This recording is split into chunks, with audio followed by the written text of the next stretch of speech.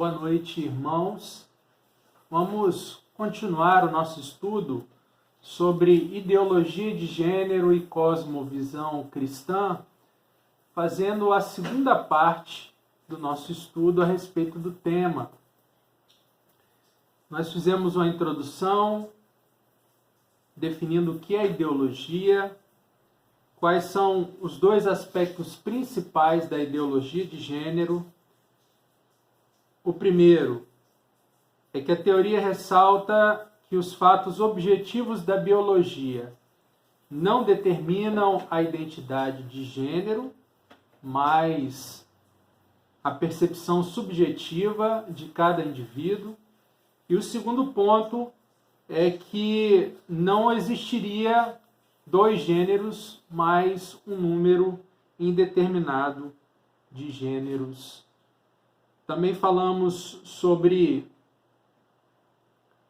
aqueles filósofos, estudiosos atuais, nos quais a ideologia de gênero se baseia para afirmar as suas ideias. Falamos sobre Jean-Paul Sartre, sobre o seu existencialismo, o relativismo, e também sobre Simone de Beauvoir, que é considerada uma feminista. Falamos um pouco também sobre a Francis Schaeffer e estávamos falando a respeito do extremo da ideologia de gênero, que é tentar eliminar a heteronormatividade, ou seja, tratar a questão da heteronormatividade, ou seja, de que a estrutura pai, mãe e filhos corresponde a uma estrutura que oprime uma minoria, que é uma estrutura preconceituosa, que é uma estrutura que causa constrangimento. E aí falamos a respeito de algumas coisas que acontecem hoje em dia no nosso país, a respeito da extinção, por exemplo, de uma proposta que foi debatida, a respeito da extinção do Dia dos Pais, do Dia das Mães, a respeito do nome social, a respeito da proibição de terapia. E o que nos preocupa, principalmente, quando nós tratamos de ideologia de gênero, e agora continuando o nosso estudo, é o fato de que se busca uma erotização ou uma definição a respeito de sexualidade muito precoce. Qualquer que seja a orientação sexual que as crianças e os adolescentes venham a receber, isso deve vir de uma forma muito natural e muito saudável, muito madura, e cada coisa no seu tempo certo.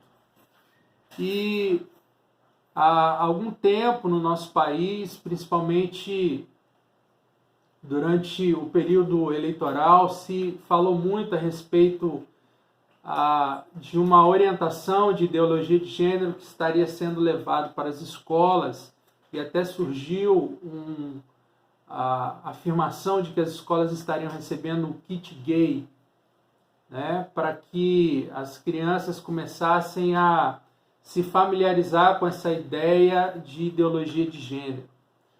E muito se falou que isso não era verdade, que isso não existia, mas quando eu dei aulas a respeito desse tema em outras oportunidades, eu fui abordado por alunas, professoras da rede pública, professoras experientes, com 20, com 30 anos de magistério junto ao ensino fundamental e médio, e elas me confirmaram que existiu essa orientação num período recente a respeito de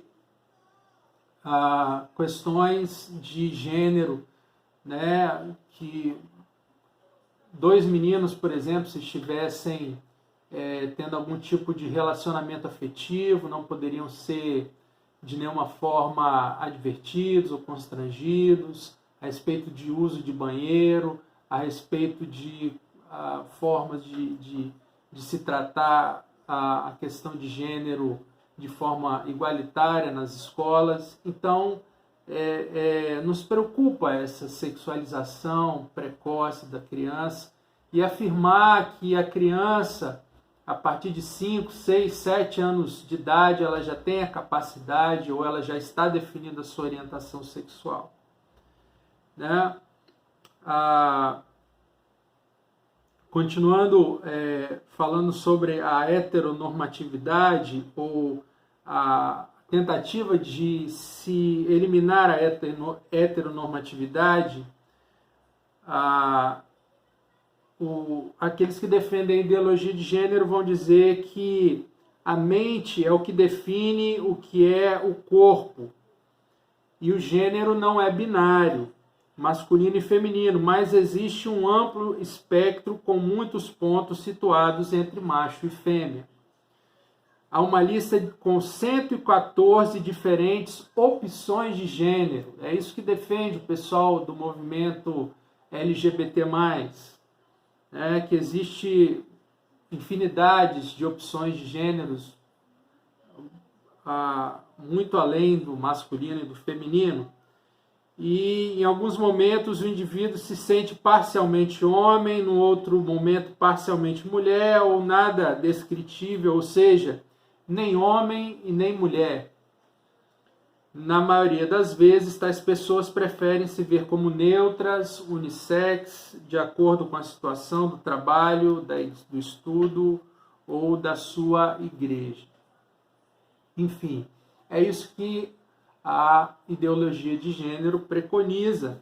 E nós refutamos a ideologia de gênero com base na palavra de Deus, com base naquilo que nós cremos a respeito de absolutos que vêm da parte de Deus para nós, do nosso Deus como Pai, do nosso Deus como Criador e do nosso Deus como Senhor de todas as coisas.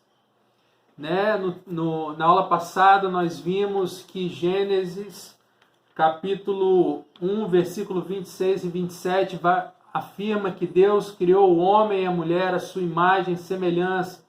Então Deus criou os gêneros. Deus criou a mulher, capítulo 2 de Gênesis, para que fosse uma auxiliadora idônea do homem. E nós já falamos a respeito disso em aulas passadas, o que significa uma auxiliadora idônea. A idônea porque a mulher tem a mesma capacidade intelectual do homem. Ela é capaz de se relacionar com o homem de igual para igual. E idônea porque ela é capaz de completar o homem. Então o homem e a mulher se completam nas suas diferenças em termos psicossociais, em termos emocionais, em termos de atribuições, em termos de propósitos para os quais foram criados.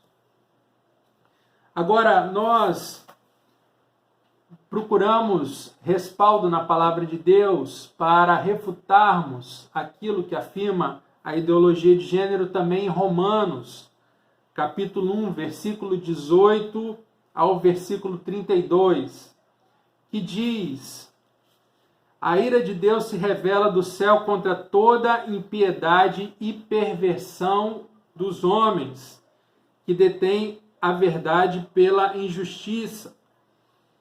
O pastor Russell Shedd, ele afirma a respeito desse versículo 18 de Romanos capítulo 1.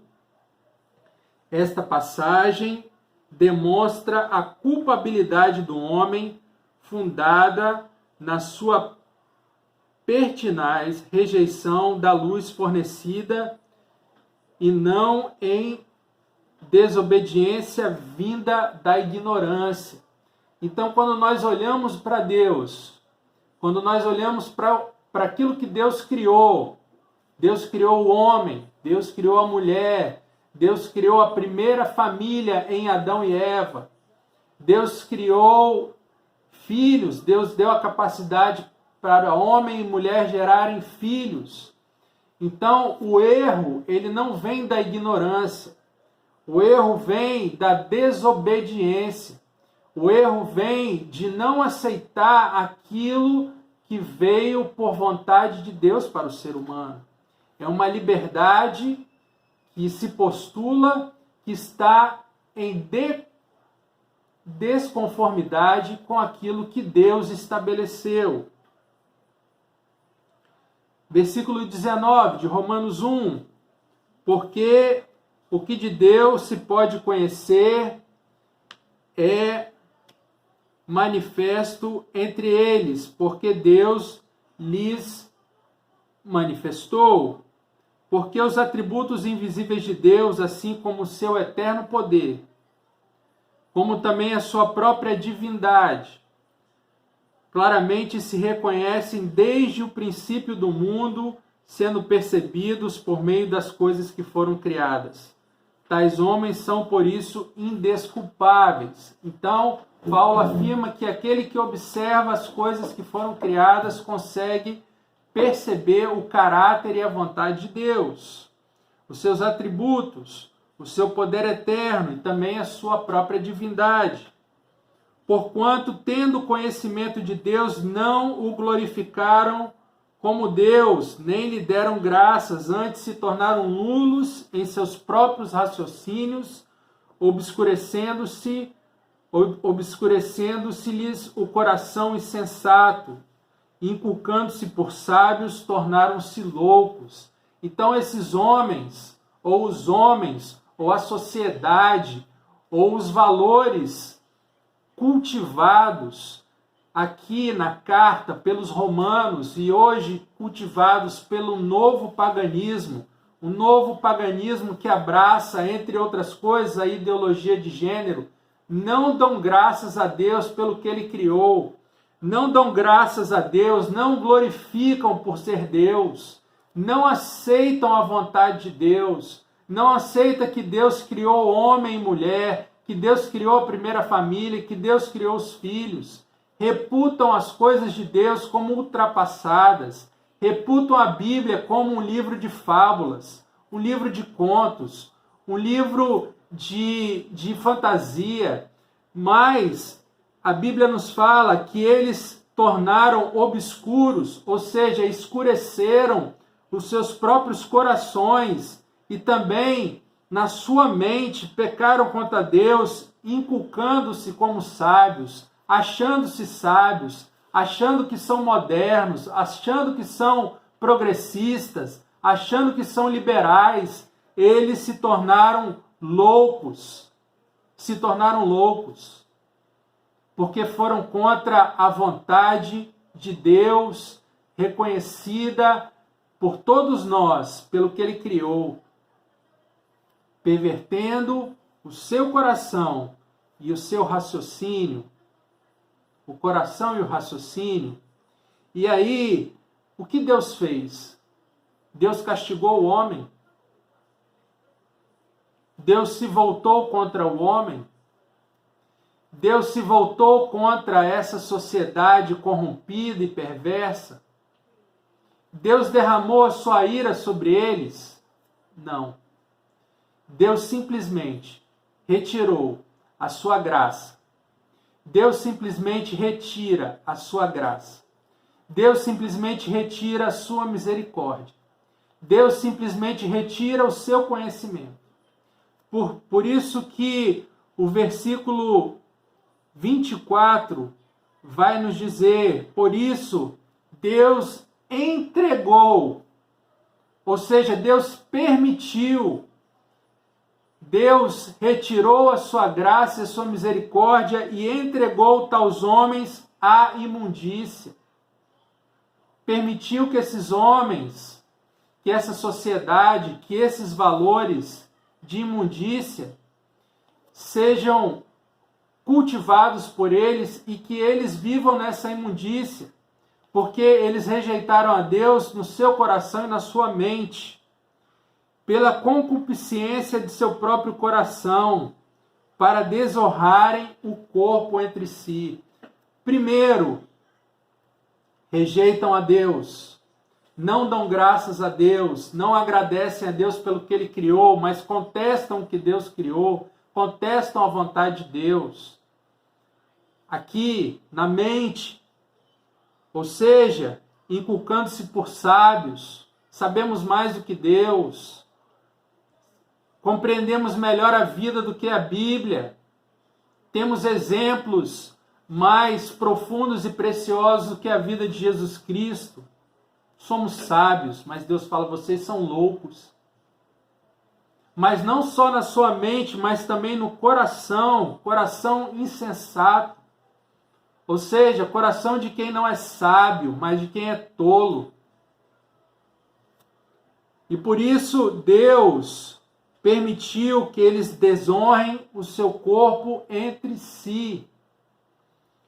E entregou tais homens à imundícia pela concupiscência de seu próprio coração. Pois eles mudaram a verdade de Deus em mentira, adorando e servindo a criatura em lugar do Criador, o qual é bendito eternamente. Amém. Por causa disso, os entregou Deus a paixões infames. Porque até as mulheres mudaram seu modo natural de suas relações íntimas por outro contrário à natureza. A Bíblia fala, os homens realmente são os primeiros a se perverter, a desonrarem os seus corpos. Mas o estado é tão grave que até as mulheres deixaram o seu modo natural de relação íntima, ou seja, deixaram de conviver mulher com homem, mas assumiram paixões infames para andarem de forma contrária à natureza. Por quê? Porque Deus criou a natureza. A natureza humana é homem e mulher. E versículo 27, semelhantemente, os homens também, deixando o contato natural da mulher, se inflamaram mutuamente em sua sensualidade, cometendo torpeza, homem com homem, e recebendo em si mesmo uma merecida punição do seu erro. Então, o próprio pecado da impureza sexual, que é a impureza de se corromper homem com homem, mulher com mulher. O próprio pecado já traz em si a própria corrupção e o próprio castigo.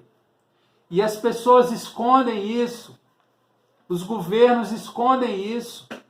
Mas se nós estudarmos a sério a questão da ideologia de gênero, do homossexualismo, do bissexualismo, da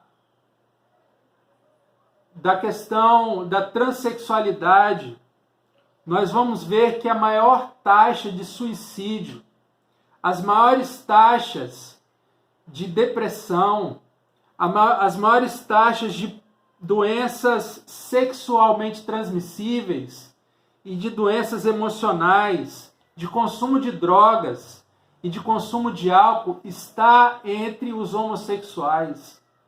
Está entre as pessoas que foram corrompidas em seu coração e em sua mente pela ideologia de gênero. Meus irmãos, isso não é novo. Isso é antigo, muito antigo. Quando nós lemos a história de Sodoma e Gomorra, quando Ló foi visitado pelos anjos, as pessoas da cidade cercaram a casa de Ló e queriam trazer para fora, na marra, na força, aqueles anjos para abusarem deles. É assim que a Bíblia nos fala. E Paulo escreveu para os romanos. Nós, quando estudamos a história dos romanos, principalmente os imperadores, eles eram pessoas terríveis, eram pessoas pervertidas, eram pessoas que promoviam bacanais. Se nós estudarmos, por exemplo, outro dia eu estava estudando sobre Nero, Nero matou sua esposa. Nero teve um amante. Quando ela engravidou, ele chutou a barriga da sua amante, matou a sua amante e o seu filho.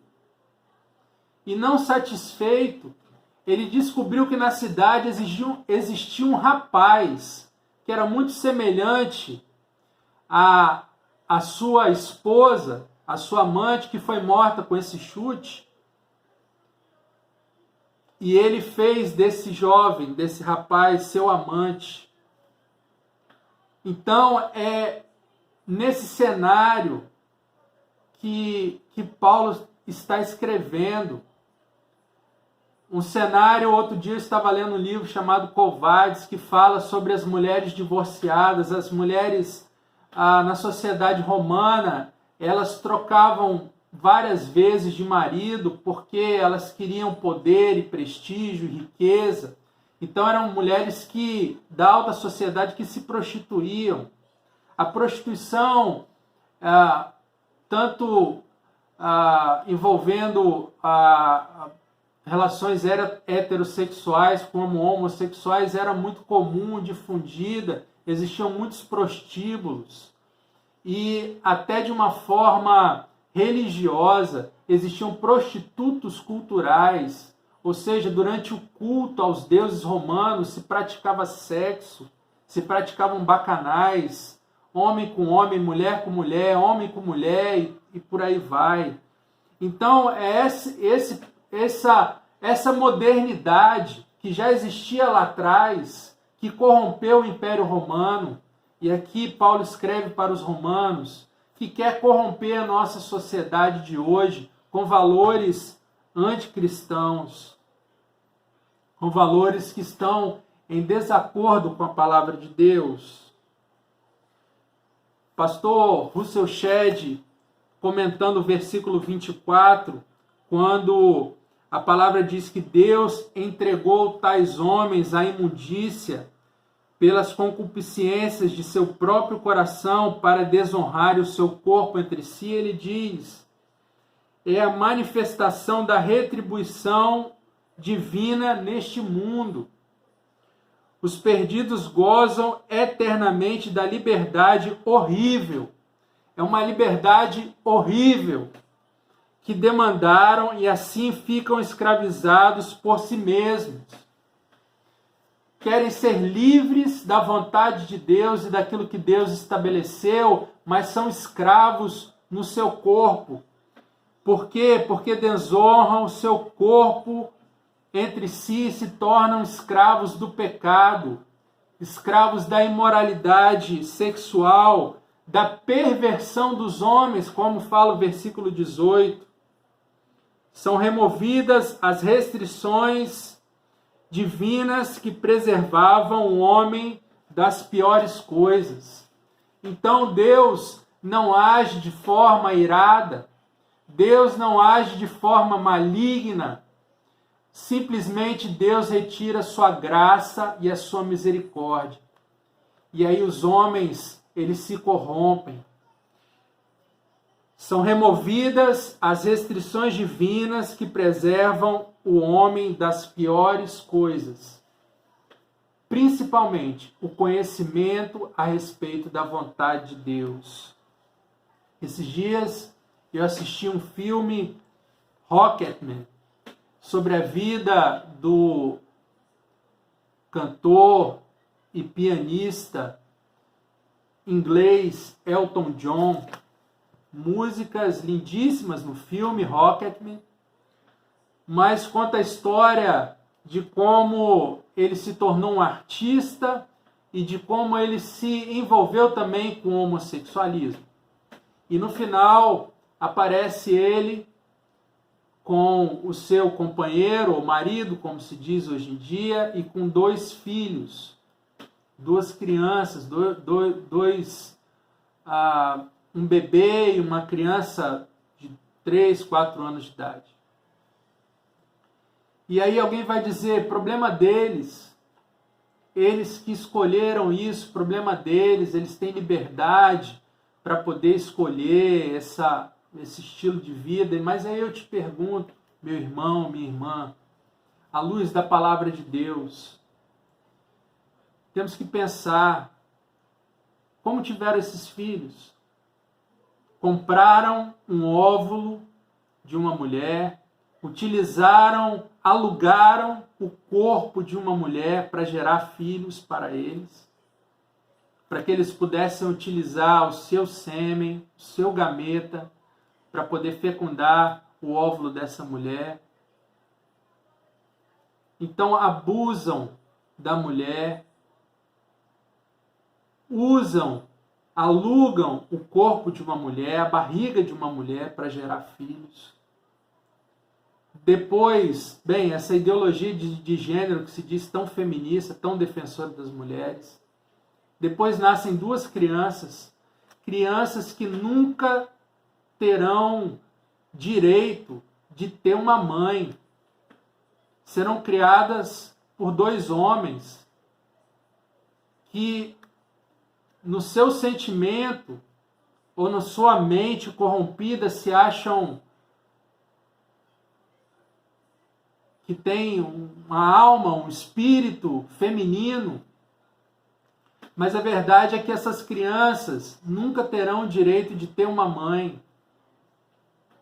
Então, essa ideologia de gênero que se diz tão feminista, que se diz tão defensora da liberdade, na verdade escraviza as pessoas, quando distancia as pessoas da verdade de Deus, corrompendo os seus corações e as suas mentes aos desejos malignos, aos pensamentos malignos, inculcando-se por sábios, nos julgando a nós cristãos que defendemos a palavra de Deus, nos julgam como retrógrados, ultrapassados, preconceituosos, e por isso se inculcam sábios, mas na verdade se tornam loucos, porque o que fazem é absurdo, o que fazem é corromper as pessoas, o que fazem é abusar das mulheres, o que fazem é gerar filhos que não vão ter direito a ter uma mãe, o que fazem é corromper a palavra de Deus, o que fazem é destruir a estrutura familiar de marido e mulher, de pai e filho, de mãe e filho. Se inculcam sábios, mas são loucos. Essa é a palavra de Deus e ela é soberana. E nós que sabemos que a palavra de Deus é a nossa única regra de fé e prática, não podemos compactuar com ideologias que venham a destruir a vida e aquilo que Deus criou para ser santo. É claro que nas próximas aulas nós vamos falar também a respeito do amor, do respeito e do auxílio que nós devemos prestar aos que sofrem. Pessoas estão escravizadas na sua sexualidade, tanto pessoas de sexualidade definida como heterossexual, como pessoas com sexualidade definida dentro de uma ideologia de gênero, homossexuais, bissexuais, transexuais. A igreja precisa amar o pecador. A igreja precisa abominar o pecado. E aí, nas próximas aulas, nós vamos falar a respeito do papel da igreja no acolhimento, no auxílio e na orientação das pessoas que sofrem na sua sexualidade. Assim, nós pedimos a Deus que nos abençoe, que nos guarde nesse momento difícil que nós temos vivido. E eu queria finalizar essa segunda aula. Teremos outras aulas a respeito do tema ideologia de gênero, mas quero finalizar essa segunda aula orando por você e pela sua família. Senhor, eu te agradeço, porque a tua palavra é a verdade. Louvado seja o nome do Senhor, porque nós conhecemos a tua verdade. Nós conhecemos que a Tua verdade, nós reconhecemos que a Tua verdade é absoluta. Que o Senhor nos criou homem e mulher, que o Senhor nos criou família, que o Senhor nos abençoou, nos dando filhos, herança. A nossa herança são os nossos filhos. Eu peço que o Senhor abençoe cada pessoa que esteja assistindo esse vídeo. Abençoe os meus alunos, abençoe os demais que estejam assistindo esse vídeo. Pai, visita as nossas casas, nos protege desse vírus terrível que tem nos rodeado. Abençoa cada um de nós. Toca no coração daqueles que assistiram esse vídeo e que tem problema na sua sexualidade. Começa a fazer a cura, Espírito Santo. Começa a curar o coração, a mente. Ó Pai, libertando da loucura, libertando da escravidão, do vício sexual. E que assim seja feito poderosamente pelo agir do Teu poder e da Tua mão. Abençoa também a minha vida, a vida da minha família, da minha esposa, da minha filha. Protege o meu lar. E que as nossas vidas estejam colocadas nas mãos do Senhor, em nome de Jesus. Amém.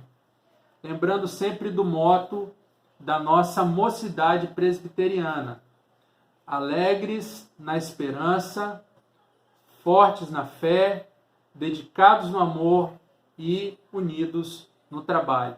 Deus abençoe vocês, em nome de Jesus.